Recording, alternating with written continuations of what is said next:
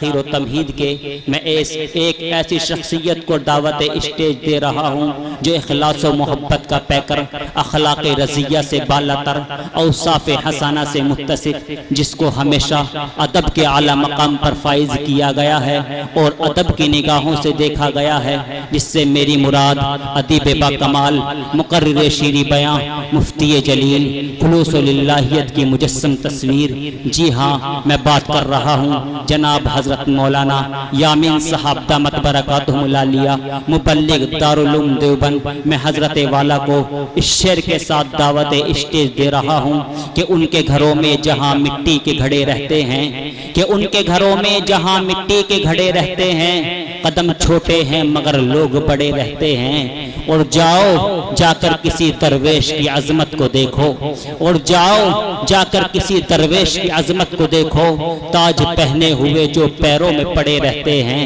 اور یہ الگ بات ہے کہ ہم خاموش کھڑے رہتے ہیں، اور یہ الگ بات ہے کہ ہم خاموش کھڑے رہتے ہیں، مگر جو لوگ بڑے ہیں وہ بڑے ہی رہتے ہیں، جس سے میری مراد جناب حضرت مولانا یامین صاحب دامت برکاتہم العالیہ۔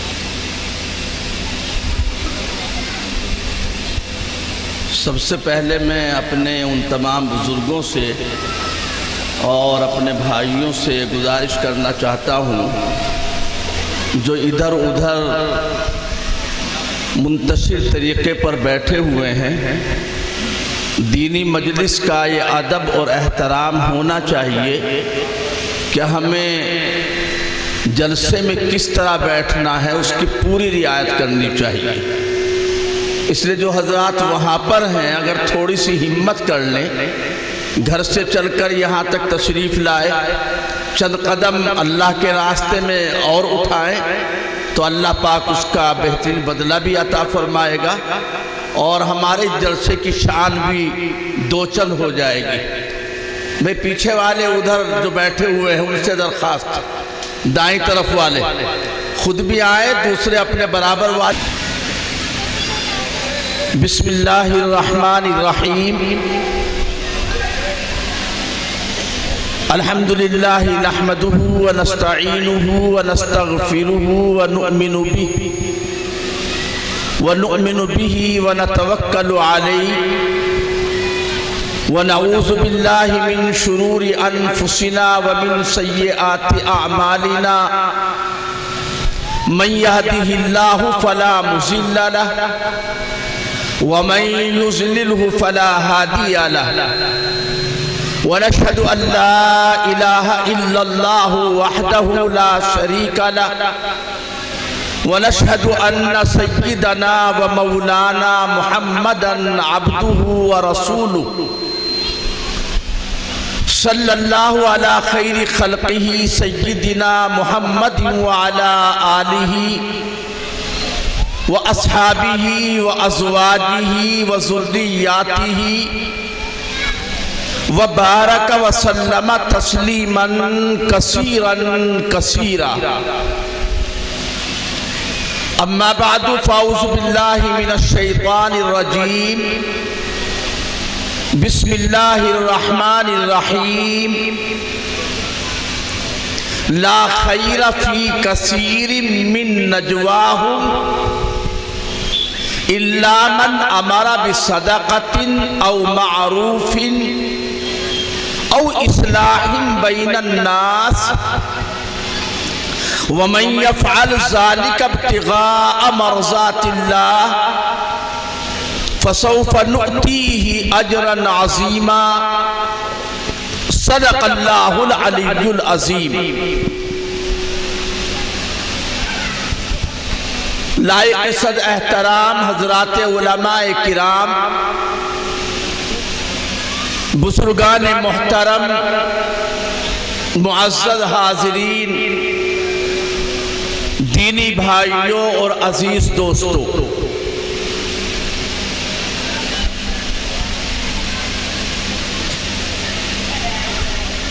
अल्लाह पाक ने हमारे और आपके ऊपर, पूरी मखलूकात पर, तमाम इंसानों पर जो इनामात की बारिश फरमाई है और उसके एहसानात का सिलसिला लामुतनाही है, हमें अल्लाह की तरफ से मिले हुए एहसानात और इनामात का शुक्र अदा करने वाला होना चाहिए। शुक्रगुजारी अल्लाह को बहुत ज्यादा पसंद है, और जो अल्लाह की नियामतों का शुक्र अदा करता है, अल्लाह पाक उसकी नियामतों को और ज्यादा बढ़ा देते हैं उसके ऊपर। और जो अल्लाह की रहमतों की नाकदरी करता है, नाशुक्री करता है, कुफरान नियामत करता है, तो अल्लाह पाक उससे अपनी नियामतों को छीन लेता है और अपनी नियामतों से उसे महरूम कर देता है। इसका अंदाजा आपको, हमको, हर एहसास रखने वाले दिल को इस बीच में जो दरमियान में वक्त गुजरा है लॉकडाउन का, खूब अंदाजा आपको इसका हो चुका होगा। एक लंबे अरसे के बाद आप भी यहां अपने मदरसे के जलसे में बैठे हुए हैं। मदरसों में तालीम का सिलसिला साल भर से ज्यादा गुजर चुका। गुज़िश्ता साल मुकम्मल मदरसे तकरीबन बंद रहे। दारुल देवबंद में पूरे साल कोई तालीम नहीं हो सकी। इस साल भी अब आकर दारुल में तालीम का सिलसिला शुरू हुआ है।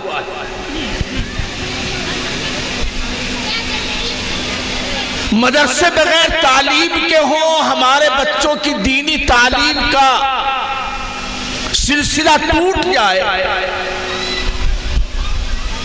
तो जाहिर सी बात है ये बहुत बड़े नुकसान की चीज है।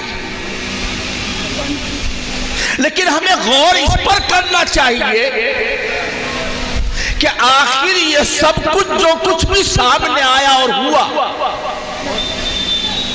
मस्जिदों में जमातों की नमाज से हम महरूम हो गए। कहीं कहीं पर मस्जिदें बिल्कुल दरवाजे बंद कर दिए गए। ईद की नमाज जो पूरा गांव, पूरी बस्ती, पूरा शहर मिलकर किसी एक मैदान में ईदगाह में अदा करता था, वो भी नहीं हो सका।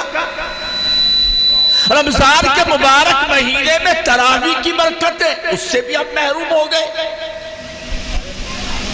मैं ये बात कहना चाहता हूं, जहां इसकी मादी एतबार से, जाहिरी एतबार से, साइंसी एतबार से, दुनिया वालों की अक्ल के एतबार से, सोच के एतबार से इसकी बहुत सारी वजह हो सकती है। लेकिन मैं एक बड़ी वजह समझता हूं कि हमसे अल्लाह की नेमतों की कदर करने में कहीं न कहीं कसूर हुआ था।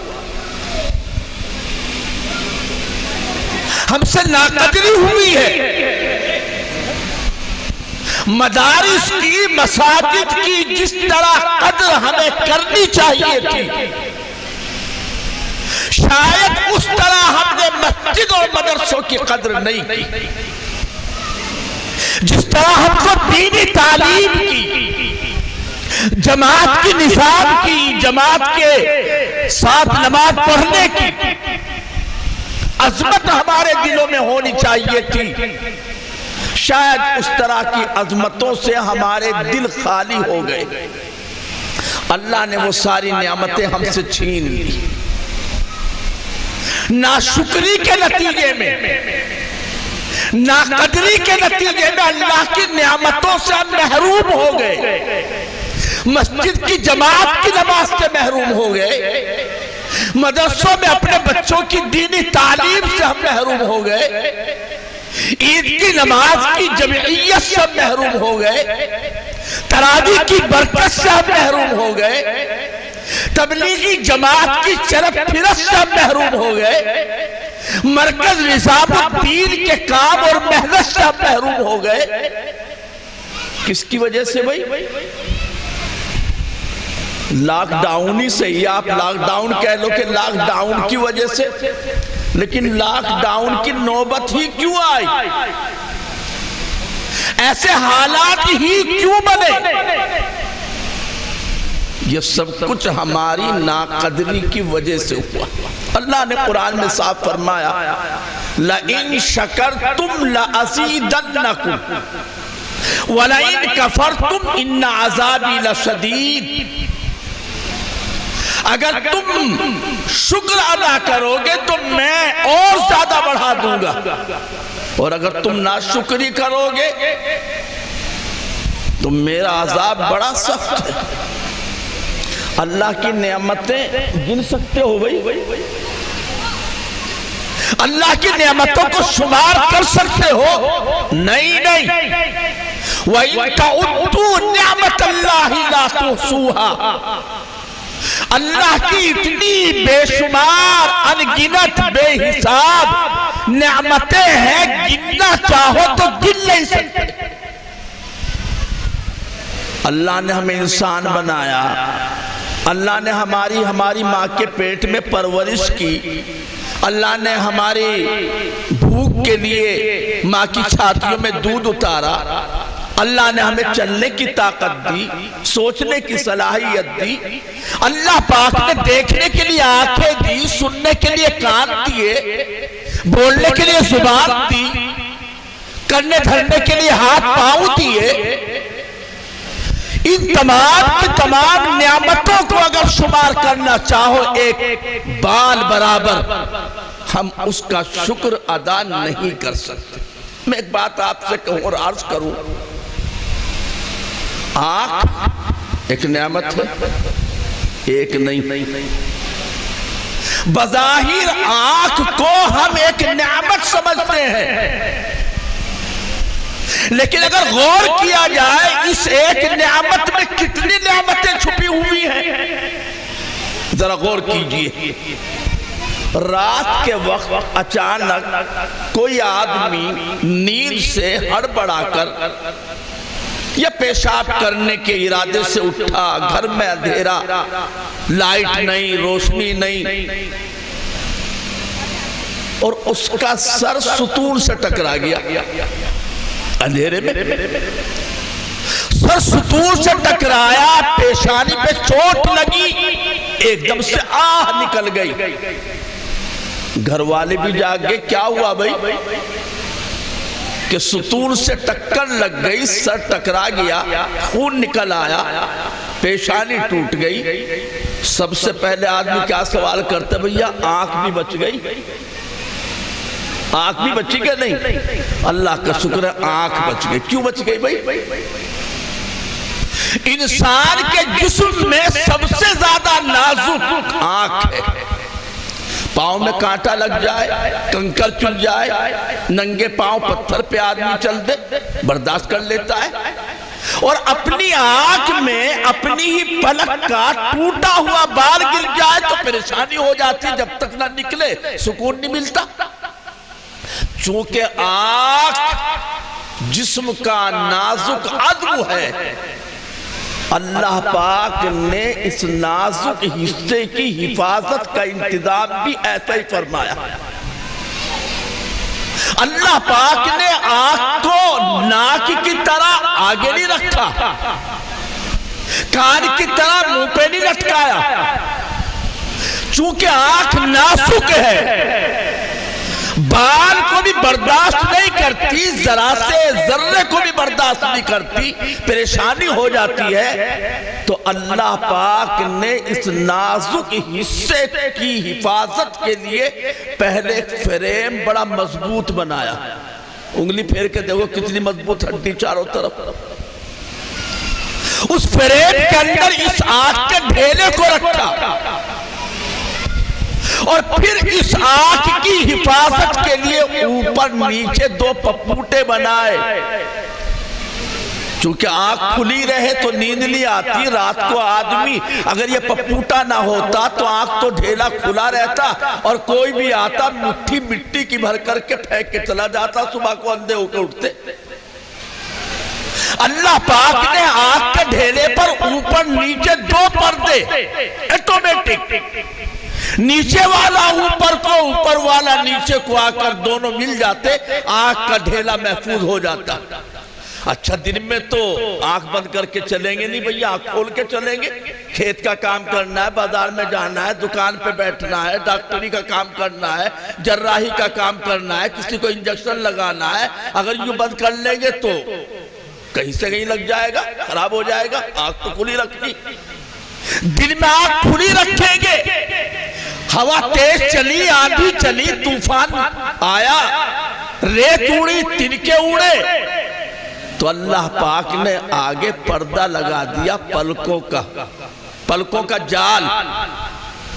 تنکے اڑ کر آنے والے پلکوں میں آ کر الجھ جاتے ہیں، پلکوں تک آ کر لٹک جاتے ہیں، آگے اندر نہیں جا پاتے. اللہ نے انتظام کیا.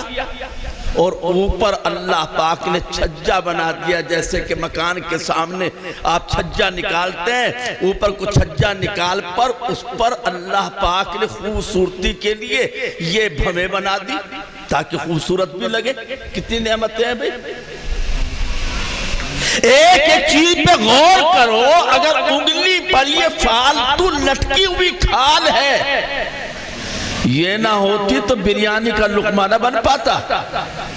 یہ فالتو لٹکی ہوئی بھی کھال اللہ کی نعمت ہے. اگر یہ نہ ہوتی تو مٹھی نہ بند ہوتی، لقمہ نہ بنتا. چاول کا لقمہ آپ نہیں اٹھا سکتے تھے. تو اللہ کی نعمتیں بے شمار، ان کی قدر کرو. قدر کرنے ہی سے یہ باقی رہیں گے.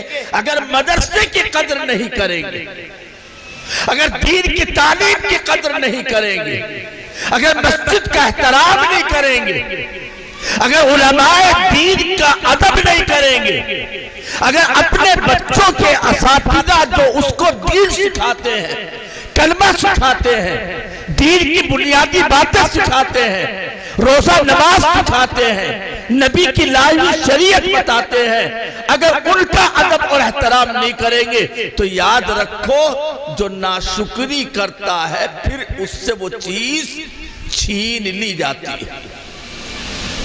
10,000 روپے کا کوئی موبائل ہے قیمتی، اب تو لاکھوں کے موبائل آتے ہیں. ایپل کا موبائل جو سنا لاکھ سے اوپر کا آتا ہے. آپ نے 10,000 کا صحیح اپنے بیٹے کو لا کر کے موبائل دیا، اس نے اس کی پروانی کی، ٹھیک طرح پر اس نے دیکھ بھال نہیں کی. تھوڑے دنوں میں اس کی اسکرین توڑ ڈالی. آگے آئندہ ابا 10,000 کا لا کے نہیں دیں گے، تیرے بس کا نہیں ہے چلانا. تو اس کی قدر نہیں کرتا، اس کی حفاظت نہیں کرتا، تجھے نہیں دیں گے اب یہ موبائل. اب تجھے تو 1,000-2,000 کا لا کر کے دیں گے. ابا بھی بیٹے سے اس طرح کا موبائل چھین لیتا ہے جو اس کی قدر نہیں کرتا، اس کی حفاظت نہیں کرتا. تو اللہ پاک جس نے یہ سب نعمتیں عطا فرمائی، مدرسے کی شکل میں، مسجد کی شکل میں، دین کی شکل میں، اولاد کی شکل میں، گھر مکان کی شکل میں، اپنی زندگی کے مختلف جو اسباب معیشت ہیں ان کی شکل میں، اگر اس پر ہم اللہ کا شکر نہیں ادا کریں گے تو اللہ جیسے دینے پر قادر ہے وہ لینے پر بھی قادر ہے. وہ دے سکتا ہے تو لے بھی سکتا ہے، وہ دینے والا ہے تو لینے والا بھی ہے. بلکہ یوں سمجھ لو دینے میں دیر لگتی ہے، لینے میں دیر نہیں لگتی. مکان بنانے میں دیر لگتی ہے، گرانے میں دیر نہیں لگتی. ایک انسان کے بچے کو بننے میں دیر لگتی ہے، 9 مہینے ماں کے پیٹ میں ہے، پھر آہستہ آہستہ گھٹنیوں چلتا ہے، گود میں رہتا ہے، تب کہیں جا کر کے وہ اپنے پیروں پر کھڑا ہوتا ہے۔ اس کو جوان بنتے بنتے دیر لگتی ہے، لیکن جاتے وقت میں، کھیل بگڑتے وقت میں دیر لگے۔ پتا چلا بھی بات ہو رہی تھی، ایک دم سے درد سا اٹھتا، پیچھے وہ لیٹ گیا، کچھ بھی دیر نہیں لگی۔ مدرسہ بنانے میں دیر لگتی ہے، مسجد بنانے میں وقت لگتا ہے، کاروبار اٹھانے میں وقت لگتا ہے۔ اللہ پاک دینے والے ہیں، قدر کرو گے تو اللہ برکت دے گا، ترقی دے گا، زیادتی پیدا کر دے گا، اور اگر ناقدری کرو گے تو اللہ اس کو ہم سے چھین لے گا۔ اس لئے میرے محترم بزرگوں، ہمیں دین اللہ نے عطا فرمایا، اللہ نے ہمیں مسلمان بنایا، اللہ نے ہمیں اپنے آخری محبوب نبی، آخری پیغمبر کی امت میں پیدا فرمایا۔ اللہ پاک نے آج ہمیں دین کی باتیں بتانے والے عطا فرمائے۔ اللہ نے ہمیں موقع دیا دین کی باتیں سننے کا، کہ ہمارے گاؤں کے مدرسہ مدینہ العلوم میں جلسہ، اللہ نے یہ موقع عطا فرمایا۔ یہ ساری چیزیں نعمت ہیں، ان کی قدر کر لو۔ ناقدری کر لو گے، جلسہ کرنا چاہو گے کرنے کو نہیں ملے گا۔ ناقدری کرو گے، جماعت سے نماز پڑھنا چاہو گے، نہیں پڑھنے کو ملے گی۔ ناقدری کرو گے، مسجد میں جانا چاہو گے تو مسجد کا راستہ تمہیں نہیں دیا جائے گا، تم سے مسجدیں چھین لی جائیں گی۔ چھینے کیسے، چھینے کون، اسباب کیا بنے، اس تفصیل میں ہمیں نہیں جانا۔ میں نے آپ کو قرآن مجید کی شروع میں ایک آیت پڑھ کر کے سنائی۔ اصل مجھے چند ضروری باتیں اسی آیت کی روشنی میں آپ سے عرض کرنا ہے۔ میرے محترم بزرگوں، اللہ نے ہمیں یعنی مسلمانوں کو، ایمان والوں کو ایک ایسا دین دیا ہے، ایک ایسا نبی دیا ہے، ایک ایسا دستور دیا ہے کہ اس دین پر چلنے والے، اس دستور کو ماننے والے، اس نبی پر ایمان رکھنے والے دنیا میں کبھی بھی ناکام نہیں ہو سکتے، اور دنیا میں کبھی بھی ذلیل اور رسوا نہیں ہو سکتے۔ لیکن آج جب حال اپنا دیکھا جاتا ہے، امت کے حال پر نظر ڈالی جاتی ہے، مسلمانوں کی زندگی کا جائزہ لیا جاتا ہے، تو میں یہ کہہ سکتا ہوں اور آپ کے سامنے عرض کر رہا ہوں، اس وقت سب سے زیادہ بدحال، اس وقت سب سے زیادہ ناکارہ اور ناکام، اس وقت سب سے زیادہ تباہی، بربادی، ذلت اور رسوائی کا شکار آج مسلمان ہیں۔ مسلمان کسی بھی سطح پر،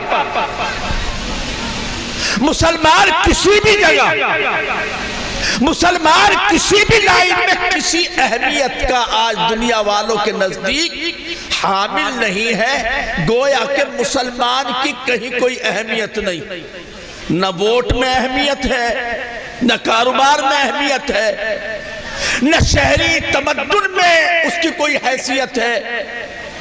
رہے ٹھیک ہے، جائے تو ٹھیک ہے، کوئی فرق نہیں پڑتا اس کے رہنے نہ رہنے سے۔ آج یہ حالت مسلمان کی ہو چکی۔ آخر ایسا کیوں؟ میں 3 باتیں آپ سے عرض کروں گا جو ہماری تباہی، بربادی، ذلت، رسوائی، ناکامی اور طرح طرح کی خرابی کی جڑ اور بنیاد ہے، اور ان 3 باتوں میں سے خاص طریقے سے چند وہ باتیں جن کا تعلق ہم سے، ہمارے معاشرے سے، ہمارے رہن سہن سے، ہماری اپنی زندگیوں سے، ہماری اپنی زندگی کے کاموں سے، معاملات سے تعلق ہے، وہ خاص طریقے پر عرض کرنا چاہتا ہوں۔ سب سے پہلی بات، جس قوم کے اندر نا اتفاقی اور انتشار اور آپس میں اختلاف ہوتا ہے، وہ قوم کبھی کوئی کام نہیں کر سکتی۔ جس قوم کے اندر کسی بھی طرح کا اتفاق نہیں، کسی بھی شعبے میں اتفاق نہیں، جھگڑے ہیں، تنازع ہے، فساد ہے، لڑائی ہے، معمولی باتوں پر چھوٹے چھوٹے بچے کھیل میں لڑ پڑے، کبوتر باسی کو لے کر لڑائی ہو گئی، نالی کے اوپر لڑائی ہو گئی، کھیت میں ڈول کے اوپر لڑائی ہو گئی، اپنی ناک کی وجہ سے، انا کی وجہ سے، بڑائی کی وجہ سے، اپنی شان بنانے کی وجہ سے ایک دوسرے سے تو میں ہو گئی۔ اور پھر جب آپس میں بچوں کی لڑائی ہوتی ہے، بڑے بھی نکل آتے ہیں، بڑے نکل آتے تو لاٹھیاں بھی آ جاتی ہیں، کچھ اور بھی آ جاتا ہے، اور پھر آپس میں تھوڑا بہت لڑ بھڑنے کے بعد پھر یہ دونوں گروپ لڑنے والے تھانے میں پہنچ جاتے ہیں، کچہریوں میں چلے جاتے ہیں، ایک دوسرے کے خلاف ایف آئی آر درج کراتے ہیں، کیس کراس بن جائے اس کے لیے رشوت دیتے ہیں، جن کے نام آ جائے وہ اپنا نام لکھانے کے لیے کم سے بھی کم ایک آدمی 50,000 روپے سے کم میں تو بات نہیں بنتی۔ جس گاؤں میں، جس قوم میں ایسی مقدمے بازیاں، ایسے اختلافات، ایسی لڑائیاں، ایسے جھگڑے، ایسی خرافات، اور اس گاؤں کا، اس قوم کا لکھوں کا لاکھ روپیہ پانی کی طرح تھانوں میں رشوت کے طور پر، ہر فریق چاہتا ہے میں بچ جاؤں، یہ اندر چلا جائے، وہ بھی چاہتا ہے میں بچ جاؤں، اس کو سزا ہو جائے، اس کے لیے پیسہ پانی کی طرح بہاتے ہیں، دولت کا دہانہ کھول دیتے ہیں، قرضہ لیتے ہیں، سود پر لیتے ہیں، زمین بیچ دیتے ہیں، زیور گروی رکھ دیتے ہیں، پتہ نہیں کیا کیا کر لیتے ہیں، برسہ برس تک مقدمے بازی کرتے ہیں۔ جو قوم اپنی پسینے کی گاڑھی کمائی کو تھانوں میں، کچہریوں میں خرچ کر دیتی ہے، جس بستی سے 20-30 لاکھ روپیہ سالانہ تھانے کچہری کو چلا جاتا ہے، تو کیا وہ بستی، وہ قوم، وہ لوگ، وہ سماج کوئی دوسرا بڑا کام کر سکتے؟ کوئی اسکول بنا سکتے ہیں؟ کوئی مدرسہ قائم کر سکتے ہیں؟ کوئی بیماری کے لیے چھوٹا سا اسپتال، شفا خانہ بنا سکتے ہیں؟ کوئی اپنے گاؤں میں مریضوں کو لے جانے کے لیے ایمبولینس کا انتظام کر سکتے ہیں؟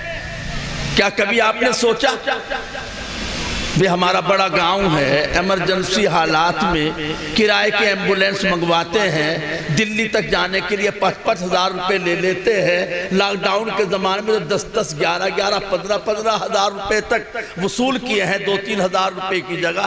کیا مسلمان دھوڑی کے مل کر کے ایک ایمبولینس اپنے یہاں نہیں کھڑی کر سکتے کہ تیل پر جائے گا اور ڈرائیور کا جو خرچہ ہوگا وہ دے دیا کرے گا؟ اور اگر کوئی بھی آپ کو لے جانے کے لیے تیار نہیں ہے، سب آپ سے نفرت کرتے ہیں، آپ کو دیکھنا بھی نہیں چاہتے، لاک ڈاؤن میں داڑھی والے کو تو دکان سے بہت دور کھڑا کر دیا گیا، وہیں سے کھڑے ہو کے بتلا دے کیا خریدنا ہے۔ بعض لوگوں نے تو دینا بند کر دیا، انہی سے کرونا پھیلا ہے، انہوں نے ہی یہ تمام کی تمام بیماریاں انہوں نے پیدا کی ہیں۔ اتنی نفرت کے ڈاکٹر بھی دیکھنے کے لیے تیار نہیں، ایمبولینس والا بھی لے جانے کے لیے تیار نہیں۔ تو اگر اللہ نہ کرے کبھی ایسے حالات ہو گئے تو ایمرجنسی میں ہمارا مریض تو تڑپ تڑپ کر مر جائے گا، دوسرا کوئی نہیں ہوگا، کیا ہم اس کام کو نہیں کر سکتے بھئی؟ کیا ہم نے کبھی سوچا جس قوم میں آپس میں لڑائی جھگڑا ہو، اختلاف ہو، وہ قوم کبھی بھی رفاہی، فلاحی، عوامی، امدادی کاموں کو انجام نہیں دے سکتی۔ اس نے کہا اس کا پیسہ تو اپنی انا کی خاطر تھانے پولیس میں جا رہا ہے، اب وہ کہاں سے لا کر کے خرچ کرے گی، کہاں سے پولیس خریدے گی، کہاں سے اپنے بچے کو اچھی اونچی تعلیم دلائے گی، کہاں سے اچھا اپنی لڑکیوں کے لیے الگ اسکول اور کالج بنائے گی، وہ تو نہیں بنا سکتا۔ نتیجہ کیا ہو رہا ہے؟ آج کے حالات اتنے زیادہ رلا دینے والے ہیں، آج کے حالات اتنے زیادہ نازک اور سنگین ہیں مسلمانوں۔ مائک پر کہتے ہوئے احتیاط کے خلاف بھی لگتا ہے، ہزار مسلمان بچیاں غیروں کے ساتھ جا چکی ہیں۔ آپ بھی جانتے ہوں گے، اخبار پڑھنے والے بھی جانتے ہوں گے، خبروں سے واقف حضرات، سوشل میڈیا پر رہنے والے حضرات خوب جانتے ہوں گے کہ آئے دن کیا ہو رہا ہے۔ مسلمان بچیاں غیروں کے ساتھ کیوں جا رہی ہیں؟ آخر ہمارا نوجوان کس طرح سے دوسروں کے جال میں پھنس رہا ہے؟ اس کی وجہ کیا ہے؟ وجہ ظاہر ہے، ہمارا اپنا بچیوں کے لیے کوئی اصلی تعلیم کا اسکول نہیں، ہمارا اپنا کوئی کالج نہیں، ہماری اپنی کوئی ایسی تعلیم گاہ نہیں جہاں ہماری اپنی بچیاں ہائیسٹ ایجوکیشن اور اونچی تعلیم حاصل کر سکے۔ مجبوراً ہماری بچیاں غیر اسکول میں جاتی ہیں، غیروں کے ساتھ جاتی ہیں، غیروں کے ساتھ رہتی ہیں، غیروں کے ساتھ بیٹھتی ہیں، غیروں کے ساتھ پکنک مناتی ہیں، غیروں کے ساتھ ہوٹل میں چائے پیتی ہے، غیر پڑھانے والے ہوتے ہیں، غیر کتابیں ہوتی ہیں، غیر کلاس روم ہوتی ہے، ان سے دوستی اور تعلق کے نتیجے میں پھر یہ بات سامنے آتی ہے جو آ رہی ہے۔ اس کا انتظام نہیں کرنا چاہیے بھائی؟ سوچنا نہیں چاہیے قوم کو، قوم کے ذمہ داروں کو احساس نہیں کرنا چاہیے؟ جبکہ سنو، قرآن اور حدیث میں دو مسلمانوں میں اگر کہیں جھگڑا ہو جائے تو ان کو صلح کرانے کی تعلیم ان دونوں کے درمیان قرآن مجید نے بار بار مختلف موقعوں پر، اگر بیوی شوہر کی لڑائی ہو جائے، اگر بھائی بھائی کی لڑائی ہو جائے، اگر ایک خاندان دوسرے خاندان کی لڑائی ہو جائے، اگر ایک فرد کی دوسرے فرد سے لڑائی ہو جائے، ایک برادری کی دوسری برادری والوں سے لڑائی ہو جائے، ایک محلے والوں کی دوسرے محلے والوں سے لڑائی ہو جائے، تو اللہ پاک نے قرآن مجید میں فرمایا وَإِن طَائِفَتَانِ مِنَ الْمُؤْمِنِينَ اقْتَتَلُوا فَأَصْلِحُوا بَيْنَهُمَا۔ اگر دو مسلمانوں کے گروپ آپس میں بھڑ جائے، لڑ جائے، تو کچھ ذمہ دار لوگ ان کے درمیان صلح کرا دیا کر۔ میرے آقا سرکار دو عالم صلی اللہ علیہ وسلم، آپ نے ارشاد فرمایا ایک موقع پر صحابہ کرام کے سامنے، الا اخبرکم بافضل الصیام والصلاۃ والصوم، کیا میں تمہیں نماز سے، روزے سے، صدقے سے افضل اور بہترین عمل نہ بتلا دوں؟ غور سے سنیے گا، حضور صحابہ سے پوچھ رہے ہیں میں تمہیں ایسی بہترین چیز جو نماز سے بھی بہتر، نماز سے بھی بہتر، روزے سے بھی بہتر، صدقہ دینے سے بھی زیادہ بہتر عمل ہے، کام ہے، عبادت ہے، کیا وہ میں نہ بتلا دوں تم کو؟ صحابہ نے عرض کیا قالوا بلی یا رسول اللہ، کیوں نہیں اللہ کے رسول، آپ فرمائیے نماز سے بھی بڑھ کر، روزے سے بھی بڑھ کر، صدقے سے بھی بڑھ کر کون سا عمل ہو سکتا ہے، کون سی عبادت ہو سکتی ہے؟ آپ نے فرمایا اصلاح ذات البین، نماز سے مراد یہاں پر نفل نماز ہے، روزے سے مراد نفل روزہ ہے، صدقے سے مراد نفل صدقہ ہے، یعنی اشراق کی، چاشت کی، اوابین کی، تہجد کی کسی بھی نفل نماز کے پڑھنے سے زیادہ بہتر دو مسلمانوں کے درمیان صلح کرانا۔ ہم نے تو تہجد کی نیت باندھ لی، گھر میں لڑکا اور بہو لڑ رہے، نہیں تہجد کی نماز مت پڑھ، افضل یہ ہے ان کا معاملہ سلجھا۔ دو بھائیوں کے درمیان صلح کرانا نفل نماز بھی پڑھنے سے بہتر، نفل روزہ رکھنے سے بھی زیادہ بہتر، نفل صدقہ کرنے سے بھی زیادہ افضل دو بھائیوں کے درمیان صلح کرانا۔ حضور پاک صلی اللہ علیہ وسلم ایک مرتبہ ایک قبیلہ ہے بنی عوف کا قبیلہ، خاندان بنی عوف، پتا چلا آپ کو کہ وہاں کچھ آپس میں تو میں ہو گئی، آپس میں کچھ لڑائی ہو گئی۔ اللہ کے رسول صلی اللہ علیہ وسلم نے اپنے بعض صحابہ سے فرمایا آؤ میرے ساتھ چلو تاکہ ان کے درمیان ہم صلح کرانا۔ آپ چلے گئے، تشریف لے گئے۔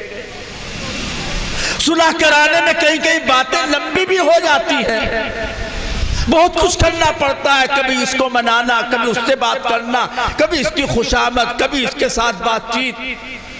ادھر نماز کا وقت ہو گیا، مسجد نبوی میں ایک نماز پڑھنے پر 50,000 نمازوں کا ثواب ملتا ہے۔ حضور ہے، صحابہ مسجد نبوی میں انتظار کر رہے ہیں، نماز کا وقت ہو گیا، بار بار پیچھے مڑ کے دیکھ رہے ہیں، اللہ کے رسول نہیں آئے، اب بھی نہیں آئے، اب بھی نہیں آئے، وقت گزرتا چلا گیا۔ آخر کار حضرت بلال رضی اللہ عنہ نے حضرت ابو بکر صدیق رضی اللہ عنہ سے فرمایا کہ آپ ہی نماز پڑھا دو، حضور تو پتہ نہیں کہاں رہ گئے، آپ تو آئے نہیں، نماز میں کیوں دیر کی جائے۔ حضرت صدیق اکبر رضی اللہ عنہ امامت کے مصلی پر پہنچ گئے، آپ نے نماز پڑھائی، بیچ میں حضور پاک صلی اللہ علیہ وسلم بھی تشریف لے گئے، تشریف لے آئے اور آپ مسبوق ہو گئے، شروع کی آپ کی کچھ رکعتیں چھوٹ گئی، بعد میں آپ نے پوری کر لی، لیکن پوری کرنے کے بعد آپ نے کھڑے ہو کر کے لوگوں سے بتلایا کہ اصل میں مجھے آنے میں دیر اس لیے ہوئی ہے کہ فلاں خاندان میں کچھ آپس میں لڑائی جھگڑا ہو گیا تھا، میں ان کے درمیان صلح کرانے گیا۔ کیا بات سمجھ میں آئی؟ اگر دو مسلمانوں کے درمیان صلح کرانے میں جماعت کی نماز چھوٹ جائے، اللہ کے رسول صلی اللہ علیہ وسلم کو معلوم ہے نماز کا وقت ہو چکا ہے، آپ کو معلوم ہے صحابہ مسجد میں انتظار کر رہے ہیں، لیکن اس کے باوجود جب تک ان کے درمیان آپ نے صلح نہیں کرا دی، آپ وہاں سے ہٹ کر مسجد تشریف نہیں لائے، یہ واقعہ بخاری شریف وغیرہ کی حدیث کی کتابوں کے اندر موجود ہے۔ آپس میں صلح کرانے کی کتنی بڑی اہمیت۔ حضرت ام کلثوم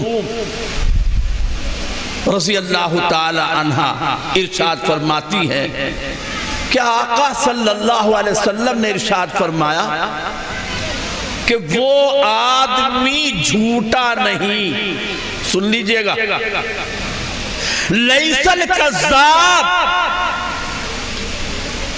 وہ آدمی جھوٹا نہیں جو 3 موقعوں پر جھوٹ بولے تب بھی جھوٹا نہیں۔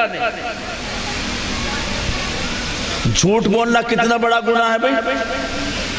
گناہ کبیرہ ہے، اور جھوٹ بولنا اتنا بڑا گناہ ہے جیسے غیر اللہ کی عبادت کرنا۔ قرآن میں ہے فَاجْتَنِبُوا الرِّجْسَ مِنَ الْأَوْثَانِ وَاجْتَنِبُوا قَوْلَ الزُّورِ، بتوں کی پوجا سے بچو اور جھوٹ بات کہنے سے بچو۔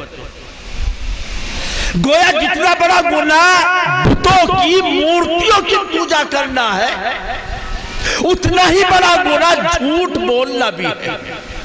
لیکن 3 موقع ایسے ہیں اللہ کے رسول فرماتے ہیں کہ ان 3 موقعوں پر جھوٹ بولنے والا اللہ کے نزدیک جھوٹوں میں شمار نہیں کیا جائے گا۔ پہلا کون سا آدمی؟ جو آدمی جھوٹ بول کر 2 ٹوٹے ہوئے دلوں کو جوڑنے کی کوشش کرے۔ مثال کے طور پر 2 مسلمان بھائیوں میں لڑائی ہے، یہ صاحب پہنچے ایک صاحب کے پاس، جا کر کے کہا بھئی حاجی صاحب ملے تھے آج تو بڑا افسوس کر رہے تھے، کہہ رہے تھے کہ بس کیا بتا دے بچوں نے کچھ الٹی سیدھی باتیں کر دی، میں تو بڑا شرمندہ ہوں۔ اور حاجی صاحب آپ کو سلام کہہ رہے تھے، مجھ سے کہا تھا ادھر جانا تو میرا سلام کہنا، حالانکہ حاجی صاحب نے کچھ نہیں کہا تھا، اور اگر کہا بھی تھا تو خوب عیب نکالے تھے، مخالفت کی تھی، برائیاں کی تھی، غیبت کی تھی، چغلی کی تھی۔ لیکن یہ بیچ والا آدمی یہ ساری باتیں جا کے نہیں بتاتا کہ حاجی صاحب گالی دے رہے تھے، حاجی صاحب جھوٹا کہہ رہے تھے، حاجی صاحب تجھے بے ایمان بتا رہے تھے، حاجی صاحب تجھے گندا بتا رہے تھے، حاجی صاحب تیری یہ برائیاں کر رہے تھے۔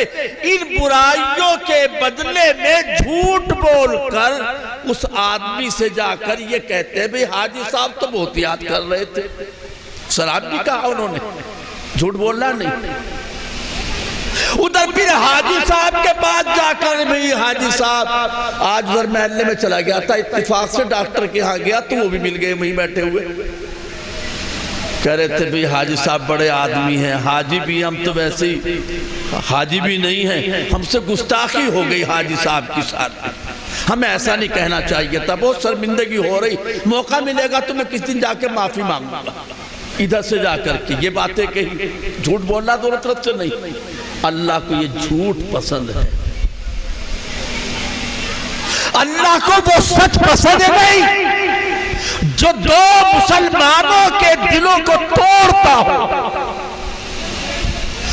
آپ نے واقعتاً گالی دی ہے اس والا آدمی کو، اور میں نے جا کر اس کو بتائی وہ فلاں صاحب تو آپ کو گالی دے رہے تھے، میں نے جھوٹ تو نہیں بولا، واقعی گالی دی تھی، میں نے جا کے اس سے بتا دی۔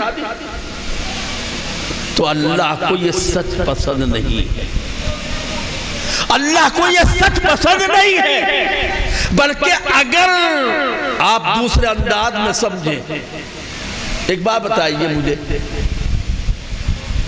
میں نے یہاں سے پتھر اٹھا کر پھینکا کسی کو مارنے کے لیے، چلو کتے کو مارنے کے لیے، میرا پھینکا ہوا پتھر تو کتے تک پہنچا نہیں، بیچ میں گر گیا وہ روڑا پتھر جو بھی میں نے پھینکا تھا، آپ نے بیچ میں سے اٹھا کر آگے وہاں پھینک دیا جہاں میں پھینکنا چاہتا تھا، جہاں میں مارنا چاہتا تھا۔ تو بتائیے اصل مارنے والا کون ہے، مجرم کون ہے؟ میں میرا پھینکا ہوا پتھر میں جس کو مارنا چاہتا تھا اس کو لگا ہی نہیں، وہاں تک تو گیا ہی نہیں، بیچ میں گر گیا۔ آگے تو آپ نے اٹھا کے پھینکا نا، آپ کا پھینکا ہوا لگانا اس کو، تو مجرم آپ ہے میں ہوں۔ میں نے واقعتاً اس کو گالی دی تھی، وہ تو نہیں سن رہا تھا، اس نے تو نہیں سنی نا، لیکن آپ نے جا کر اس کو بتائی تو گالی دینے والا میں ہے، وہ آپ ہے، مجرم میں ہوا اصل کہ آپ ہے۔ یہ بیچ والا بہت بڑا مجرم ہے، یہ لگائی بجھائی کرنے والا بہت بڑا گنہگار ہے، یہی اصل سب سے زیادہ فساد پھیلانے والا ہے۔ غیبتیں ہم پڑھتے ہیں، جانتے ہیں، قرآن میں بھی اللہ پاک نے فرمایا وَلَا يَغْتَبْ بَعْضُكُمْ بَعْضًا أَيُحِبُّ أَحَدُكُمْ أَن يَأْكُلَ لَحْمَ أَخِيهِ مَيْتًا فَكَرِهْتُمُوهُ۔ آج کا ہمارا معاشرہ غیبتوں کا بازار گرم رہتا ہے، جہاں دو آدمی ملتے ہیں، بیٹھتے ہیں، بات چیت کرتے ہیں تو تیسرے کی کھچائی شروع کر دیتے ہیں، تیسرے کے عیب گنانے لگتے ہیں، تیسرے کی برائیاں کرنے لگتے ہیں، پیٹ پیچھے اس میں کیڑے نکالنے لگتے ہیں، وہ ایسا ہے، وہ فلاں ایسا ہے، وہ ایسا ہے، وہ یوں کرتا ہے، وہ یہ کرتا ہے۔ آج کا ہمارا معاشرہ غیبتوں سے لت پت ہے، حتیٰ کہ مجھے آپ معاف کریں، مقتدی امام کو نہیں بخشتے، مسجد سے نکلتے دروازہ پار نہیں کرتے اور ملتے کہنے یار یہ امام صاحب تو بڑا گڑبڑ آدمی، یار نماز تو پڑھے، ہم اس کے پیچھے کیا کریں، مجبوری سی ہے، لیکن آدمی بڑھیا نہیں، کام شروع کر دیا۔ غیبت کسی کی بھی ہو، اللہ کیا فرماتا ہے اور آقا کیا فرماتے ہیں؟ آقا فرماتے ہیں غیبت کرنا الغیبت اشد من الزنا، بدکاری زناکاری کرنے سے زیادہ سخت بات غیبت کرنا ہے۔ بدکاری کوئی کر لے، پتا چلے کہ یہ زنا کرنے والا آدمی ہے، آپ اس کو اچھی نگاہ سے دیکھو گے، بھائی اچھی نظر سے دیکھو گے، اچھا سمجھو گے، بدکار ہے، ریپسٹ ہے، بلاತ್ಕಾری ہے، بات بھی کرنا شریف آدمی گوارا نہیں کرے گا، اور یہ غیبت کرنے والا آقا فرماتے زناکار سے بڑا مجرم یہ غیبت کرنے والا ہے، الغیبت اشد من الزنا۔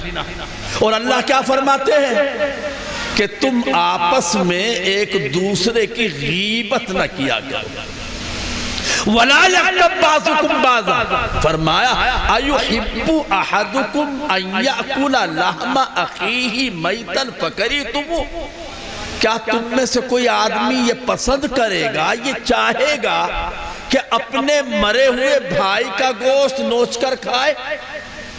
ہے کوئی بھائی ہم میں سے ایسا کہ اس کے بھائی کا جنازہ سامنے رکھا ہے، مردہ سامنے رکھا ہے، میت ہے، بھائی کی ہے، اس سے کہا جائے کہ تم ایک چمچ لے کر، چاقو لے کر، چھری لے کر، کاٹ کاٹ کر، نوچ نوچ کر اس کے ٹکڑے ٹکڑے کر کے اس کا گوشت کھاؤ؟ ارے کھانا تو دور کی بات، کہنے والے کے زبان کھینچ لیں گے، جو اس طرح کی بات کرے گا پسند نہیں کریں گے۔ اللہ فرماتا ہے یہ غیبت کرنا اپنے مردہ بھائی کے گوشت کھانے جیسا ہے، فَقَرِئْتُمُوهُ، جس طرح تم اپنے بھائی، مردہ بھائی کے گوشت کھانے کو ناپسند کرتے ہو، اسی طرح غیبت کرنے کو بھی ناپسند کرو۔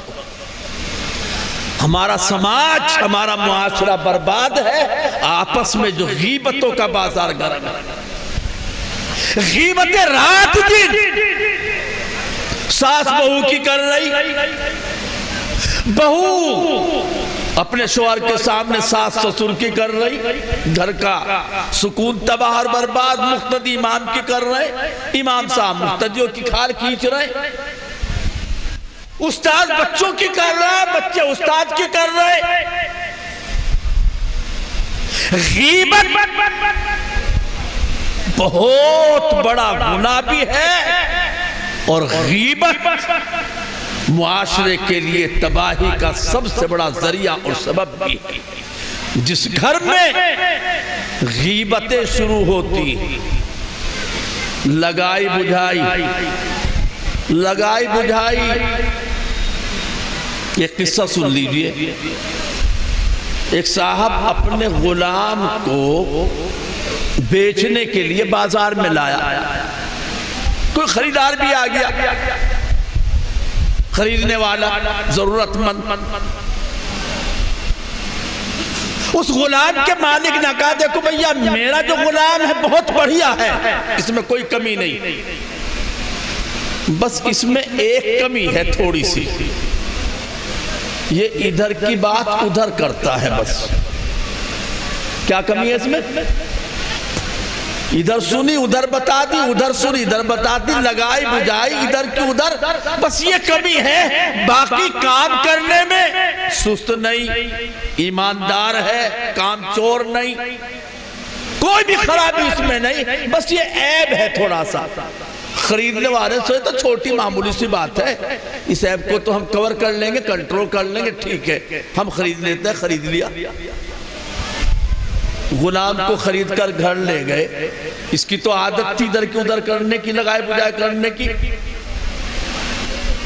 تو اس مالک کی گھر والی سے کہا کچھ پتہ بھی ہے، کچھ پتہ بھی ہے تجھے؟ کہنے لگے کیا بات ہوئی؟ کہنے لگے تمہارے جو شوہر میرے مالک ہیں نا، یہ رات کو 10 بجے آتے ہیں، یہ دکان پہ نہیں رہتے، ان کا تعلق کہیں غلط جگہ بھی ہے، اسی لیے دیر سے آتے۔ کہنے لگا اچھا، ادھر تو بیوی سے یہ بات کہی، ادھر شوہر سے جا کے کہا میاں صبح نکلتے ہو رات کے 10 بجے آتے ہو، پتہ بھی ہے تمہیں دن بھر تمہاری بیوی کیا گل چھرے اڑاتی ہے؟ کہنے لگے کیا؟ کہنے لگے پتہ نہیں کون کون آتا ہے دن میں یہاں ملنے کے لیے تمہاری بیوی سے۔ اب بیوی بھی خفا شوہر سے، شوہر بھی ناراض اپنی بیوی سے۔ اب عورتیں بیچاری وہمی بہت ہوتی ہیں، جہاں یہ بات بتلائی اس کو کہ تمہارا شوہر کہیں الگ جگہ بھی جاتا آتا ہے، عورت نے پوچھ لیا، کہنے لگے بھیا کچھ تعویذ گنڈا بھی آوے تجھے، دم درود سکھا دے کچھ، میرا شوہر وہاں سے جانا ہٹ جائے۔ کہنے لگے وہ تو ہے، کچھ نہیں زیادہ لمبا چوڑا نہیں، میں تجھ کا ماہر ہوں، بڑا عامل ہوں، ایک کام کرنا ہے تمہیں، بس آج رات کو جب تمہارا شوہر سو جائے تو اس کی داڑھی کے 2-3 بال تم کاٹ کے لے آنا، بس وہ بال پڑھ کے دوں گا، دم کر کے دوں گا، تمہارا شوہر تمہاری مٹھی میں آ جائے گا، پھر کہیں نہیں جائے وائے گا۔ ادھر جا کر کے شوہر سے اس نے کہہ دیا بچ کے رہنا، ہوشیار، آج خطرہ ہے، گھر والی کچھ تیرے خلاف کرنے والی ہے، پتہ چل گیا اس کو، ہو سکے مطلب تیرا کام ہی تمام کر دے، اور میری بات پہ یقین نہ ہو تو سونا مت، سونے جیسا بن کے لیٹ جانا۔ چنانچہ مالک آئے، شام کو آنکھ بند کر کر لیٹ گئے، تھوڑے سے خراٹی بھی لینے شروع کر دیے بناوٹی قسم کے۔ گھر والی نے دیکھا کہ تو سو چکے، اس طرح لائی نکال کے اور قریب آئی، داڑھی کے بال 2-3 کاٹنے کے لیے، اس لیے کہ عورتوں کو تو بتا دو کہ تمہارا شوہر تمہاری مٹھی میں آ جائے گا، چاہے کچھ بھی کروا لو اس سے، کالا بکرا منگوا لو، سفید بکرا منگوا لو، کسی پیر پہ چڑھوا لو، مرغے کتنے سارے منگوا لو، قبرستان میں رات کو 12 بجے بھجوا دو تو وہاں بھی چلی جائے گی۔ اپنے بڑی وہمی ہوتی ہے، اور بعض لوگ تو اتنے اندھے ہوتے کہ اپنی اولاد تک کو ذبح کر ڈالتے ہیں۔ تانترک قسم کے لوگ کروا دیتے کہ تم کسی کا بچہ لا کر کے اس طرح سے اس کا خون چڑھا دو، فلاں جگہ کو اوپر تمہارا یہ کام بن جائے گا، تو کسی کے بچے کو اٹھا کر یہ تک بھی کر ڈالتے، تو اس کو تو سجا دیا گیا تھا۔ چنانچہ وہ عورت اس طرح لے کر جب گردن کے قریب آئے، سو تو رہا سے پورا یقین آ گیا، اس نے اس سے اس طرح چھینا اور چھین کر کے اسی عورت کو قتل کر دیا۔ عورت کو قتل کر دیا، سسرال والوں کو پتہ چلا، اس عورت کے میکے والوں کو، اس کے بھائی وائی تاؤ چچا والے سب آگے لاٹھی ڈنڈے لے کے انہوں نے اس کو مار دیا، بہنوئی کو اپنے۔ جب بہنوئی کے خاندان والوں کو پتہ چلا، وہ اس خاندان والوں پر چڑھ دوڑے اور دونوں گاؤں آپس میں بھیڑ گئے اور دونوں تباہ ہو گئے۔ کتنی سی بات تھی، کتنی سی برائی تھی اس میں، ادھر کی ادھر پر اور کوئی ہے بھی نہیں۔ ایسے ہی معاملہ کہنے لگے کچھ نہیں ہوا، کچھ بس اس کا دل رک گیا، نہ ہاتھ ٹوٹا، ٹھیک ٹھاک ہے، باقی ناک بھی آنکھ بھی کان بھی، بس اس کا دل نہیں چل رہا، ویسے سب ٹھیک، ارے دل نہیں چل رہا تو خاک بچے تو گیا کام سے۔ ایسے ہی معاملہ کے ساتھ کوئی برائی نہیں، بس اتنی سی برائی ہے، لگائی بجھائی کرتا ہے، لگائی بجھائی خاندان کو برباد کر دیتے ہیں، قوم کو برباد کر دیتے ہیں، معاشرے کو برباد کر دیتے ہیں، اداروں کو برباد کر دیتے ہیں، ہمارے کسی بھی کام کارخانے فیکٹری کو بند کر دیتے ہیں۔ اللہ کے واسطے اس سے بچو، سب سے بڑا بگاڑ، تباہی اور بربادی ہمارے آپس کے اختلافات ہیں۔ اس لیے قرآن میں فرمایا، جو آیت میں نے پڑھی، اللہ فرماتے ہیں لا خیر فی کثیر من نجوا، فرمایا یہ جو کھڑے ہو کر سنیے، ذرا سنیے میری بات، کان میں چپکے جو کانا پھوسی کر رہے، جو سرگوشیاں کر رہے، کہیں میٹنگ چل، چپکے سے اس کے کان میں کچھ کہہ رہے، اللہ فرماتا ہے یہ کانا پھوسی کرنے والے، یہ کان پر منہ رکھ کر چپکے باتیں کرنے والے، یہ سرگوشیاں کرنے والے، ان کی سرگوشیوں میں کانا پھوسیوں میں کوئی خیر نہیں، لا خیر، کسی بھی قسم کی کوئی بھلائی نہیں، کوئی اچھائی نہیں۔ ہاں مگر تین باتیں اگر یہ چپکے سے کان میں کہیں، کانا پھوسی کے طور پر، سرگوشی کے طور پر، بس تین کام تو ٹھیک ہے۔ کیا الا من امر بصدقۃ، بھیا جلسہ ہو رہا ہے مدرسے کا، اللہ نے یار خوب، اب کے تو بہت کمایا تم نے دکانداری میں، دے دو نا 1000 2000 روپے، کیا فرق پڑتا ہے؟ چپکے سے کان میں کسی کہہ دیا، یہ کام اچھا ہے، یہ کانا پھوسی بری نہیں۔ صدقے کا مطلب یہ نہیں کہ پیسے ہی دلوائے جائے، بلکہ یہ بھی صدقہ ہے اگر کسی کو اچھی بات بتا دی جائے، یہ بھی صدقہ ہے کسی کو یہ بات کہہ دی جائے کہ تم فلاں کی بات مان لو، بڑے ہیں تمہارے، یہ بھی صدقہ ہے۔ کسی کو اچھی بات بتانا بھی صدقہ ہے، پیسے خرچ کرنا بھی صدقہ ہے، کسی راہ بھٹکے ہوئے کو راستہ بتانا صدقہ ہے، کسی اندھے کا ہاتھ پکڑ کر راستے پہ لگا دینا صدقہ ہے، کسی کو اس کے گھر کا پتہ جہاں وہ جانا چاہتا ہے بتا دینا، یہ بھی صدقہ ہے، پیسے مدرسے میں دے دینا، یہ بھی صدقہ ہے۔ اگر کوئی چپکے سے کسی کے کان میں یہ بات کہے، یار کیا فرق پڑتا ہے، اللہ نے تجھے بہت نوازا ہے، 10-5 ہزار روپے تو دے ہی سکتا ہے، یار دے دے، چل اللہ کا نام لے، کوئی فرق نہیں پڑا کرتا، اللہ بہت دے گا، اس طرح کسی کو سمجھا دیا، ایک تو یہ اچھی بات، یہ کانا پھوسی ٹھیک۔ فرمایا اسی طرح او معروف، یہ اچھی بات چپکے سے کسی کے کان میں کہہ دینا، یہ بھی کانا پھوسی اچھی چیز ہے۔ او اصلاح بین الناس، یہ لوگوں کے درمیان صلح کرانا، لوگوں کے درمیان صلح و صفائی کرانا، یہ صلح و صفائی میں کانا پھوسی کرنی پڑتی ہے۔ چپکے سے جا کے اس سے بات کی، بھیا دیکھو یہ بڑے آدمی آئے ہیں، ان کی بات مان لو گے، گھر میں برکت آئے گی، خیر آئے گی، لڑنے سے کچھ نہیں ہوا کرتا، مقدمے بازی نہیں کیا کرتے، گھر برباد ہو جاتے ہیں، زمینیں بک جاتی ہے۔ تو اگر صلح کرانے کے لیے کانا پھوسی کی تو خیر ہے، بھلا یہ ان تین کاموں کے علاوہ کہیں پر بھی کان پہ منہ رکھ کر جو رات دن ہم کرتے رہتے، مانیے نا بالکل بھی، بڑا راز ہے اس میں، تجھے نہیں پتا، فرمایا کوئی خیر نہیں اس میں، ہاں نہ کر بیٹھنا مفتی صاحب، بالکل کوئی خیر نہیں اس میں۔ جتنی بھی کانا پھوسیاں لوگ کرتے ہیں، سرگوشیاں کرتے ہیں، چپکے باتیں کرتے ہیں، کان پر منہ رکھ کے باتیں کرتے ہیں، اللہ فرماتا ہے کوئی خیر نہیں، بھلائی نہیں، اچھائی نہیں، مگر ہاں جو تین کام کریں، وہ حکم کریں صدقے کا، حکم کریں اچھی نیک بات کا، حکم کریں لوگوں کے درمیان صلح کرانے کا، اور یہ سب کچھ اپنی ریاکاری کے، اپنی شہرت کے، اپنا نام اونچا ہو جائے اس کے لیے نہیں، صرف اللہ کی رضامندی تلاش کرنے کے لیے، اللہ کے لیے کرے تو اللہ فرماتا ہے فَسَوْفَ نُؤْتِيهِ أَجْرًا عَظِيمًا، ہم اس کو بہت بڑا اپنے یہاں اجر عطا فرمائیں گے۔ تو ایک چیز تو ہے بھئی اصلاح بین الناس، دوسری چیز ہے فروغ تعلیم، تعلیم کو آگے بڑھانا، تعلیم کو ترقی دینا، تعلیم کو 100% بنانا، کوئی ہمارا بچہ، کوئی ہماری بچی تعلیم سے محروم نہ رہے، اس کی کوشش کرنا۔ جس قوم کے اندر تعلیم کا زیور نہیں ہوتا، تعلیم کا جذبہ نہیں ہوتا۔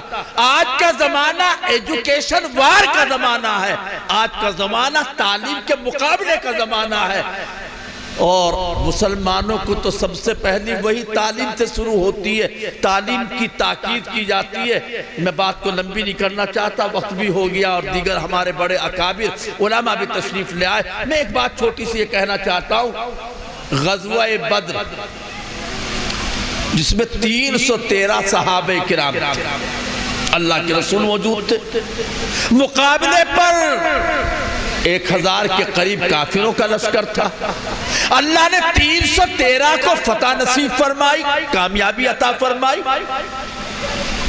70 کافر مسلمانوں کی قید میں آئے، غزوہ بدر میں 70 مارے گئے، 70 مسلمانوں کی قید میں آئے، پکڑے گئے۔ جو قیدی بن کر کے آئے، ان سے اللہ کے رسول نے فرمایا، تم میں سے جو آدمی لکھنا پڑھنا جانتا ہے وہ 10 آدمیوں کو لکھنا پڑھنا سکھا دے، اس کی رہائی ہو جائے گی۔ تعلیم کی اتنی بڑی اہمیت، جو قیدی ہیں، قیدیوں کی سزا، قیدیوں کی رہائی کا بدلہ اور معاوضہ، اللہ کے رسول نے یہ طے فرمایا کہ جو تم میں پڑھا لکھا ہے وہ ہمارے 10 آدمیوں کو پڑھا دے، لکھنا سکھا دے، چھوڑ دیں گے۔ اب میں آپ سے ایک بات پوچھتا ہوں، علماء کرام بھی توجہ فرمائیں، غلط ہو تو میری اصلاح فرما دے۔